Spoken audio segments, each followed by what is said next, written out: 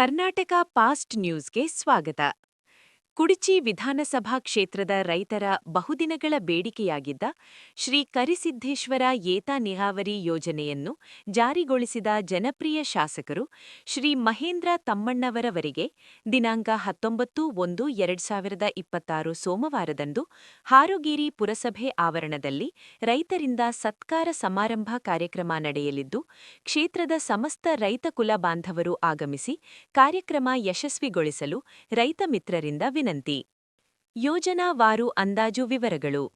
ಸದರಿ ಯೋಜನಾ ವರದಿಯನ್ನು 2023-24ನೇ ಸಾಲಿನ 2024-25ನೇ ಸಾಲಿಗೆ ಮುಂದುವರೆದ ಏಕರೂಪ ದರಪಟ್ಟಿಯನ್ವಯ 198.10 ಕೋಟಿಗಳಿಗೆ ಅಂದಾಜು ಪಟ್ಟಿಯನ್ನು ತಯಾರಿಸಲಾಗಿದೆ.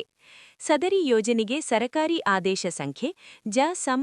ಇ 561 NEA 2025 ಬೆಂಗಳೂರು ದಿನಾಂಕ 3/1/2026ರಲ್ಲಿ ಶ್ರೀ ಕರಿಸಿದ್ದೇಶ್ವರ ಏತ ನೀರಾವರಿ ಯೋಜನೆಯ ರು 198.10 ಕೋಟಿ ಮೊತ್ತದ ವಿವರವಾದ ಯೋಜನಾ ವರದಿಗೆ ಆಡಳಿತಾತ್ಮಕ ಅನುಮೋದನೆ ನೀಡಲಾಗಿದೆ ಹಾಗೂ ಮೊದಲನೇ ಹಂತದಲ್ಲಿ ರು 65.00 ಕೋಟಿ ಮೊತ್ತದ ಕಾಮಗಾರಿಯನ್ನು ಕೈಗೆತ್ತಿಕೊಳ್ಳಲು ಅನುಮತಿ ನೀಡಿ ಆದೇಶಿಸಲಾಗಿದೆ.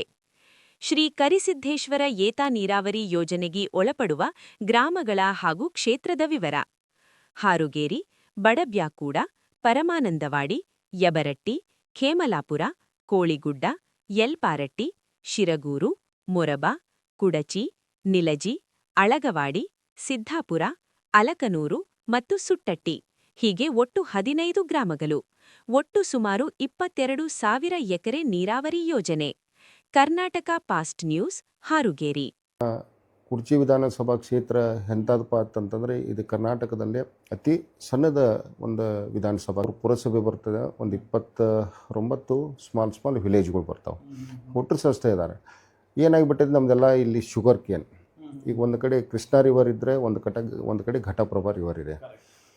ಈಗ ನಮಗೆ ಘಟಪ್ರಭಾ ರಿವರ್ದಿಂದ ಕೆಲವೊಂದು ನೀರಾವರಿಗೆ ಸಂಬಂಧಪಟ್ಟಂಗೆ, ಯಾಕಂದ್ರೆ ನಾನು ಮೂಲಭೂತವಾಗಿ ಇಲ್ಲೇ ಇರುವುದರಿಂದ ನನಗೆ ಆ ಒಂದು ತೊಂದರೆ ಏನಾಗತ್ತೈತೆ ರೈತರಿಗೆ ಅಂತ ಅನ್ನೋದು ಒಂದು ತೊಂದರೆ ನನಗೆ ಗೊತ್ತಿರುವುದರಿಂದ ತಾವು ಲಾಸ್ಟ್ ಟೈಮ್ ಬಜೆಟ್ ಒಳಗೆ ನಾನು ಒಂದು ಕರಿಸಿದ್ದೇಶ್ವರ ಯಾತ ನೀರಾವರಿ ಒಂದು ಪ್ರಾಜೆಕ್ಟ್ ತೊಗೊಂಡೆ. ನಾನು ಕ್ಯಾಬಿನೆಟಲ್ಲಿ ನಾನು ಡಿ.ಕೆ. ಶಿವಕುಮಾರ್ ಸಾಹೇಬ್ರ ಕಡೆ ಹೋದಾಗ ನನಗಿದೊಂದು ಭಾಳ ಅವಶ್ಯಕತೆ ಐತೆ. ಯಾಕಂತಂದ್ರೆ ಘಟಪ್ರಭಾದಿಂದ ಬರ್ತಕ್ಕಂಥ ನೀರು ಈ ಟೇಲ್ ಎಂಡ್ ಹಳ್ಳಿಗಳಿಗೆ, ಒಂದು 7-8 ಹಳ್ಳಿಗಳಿಗೆ ಹೋಗಂಗಿಲ್ಲ. ಅವ್ರ ಕಬ್ಬಿಗೆ ನೀರು ಸರಿಯಾಗಿ ಮುಟ್ಟಂಗಿಲ್ಲ ಅನ್ನೋ ಒಂದು ದೃಷ್ಟಿ ಇಟ್ಟುಕೊಂಡು ನಾನು ಅವ್ರಿಗೆ ಮನವರಿಕೆ ಮಾಡಿ ಹೇಳಿದಾಗ ಒಂದು 200 crore 200 ಕೋಟಿ ರೂಪಾಯಿ ಒಂದು ಲಾಸ್ಟ್ ಬಜೆಟ್ನಲ್ಲಿ ಇಡುವಂಥ ಕೆಲಸ ಅದನ್ನು ಮಾಡಿದ್ದಾರೆ. ಇನ್ನೇನು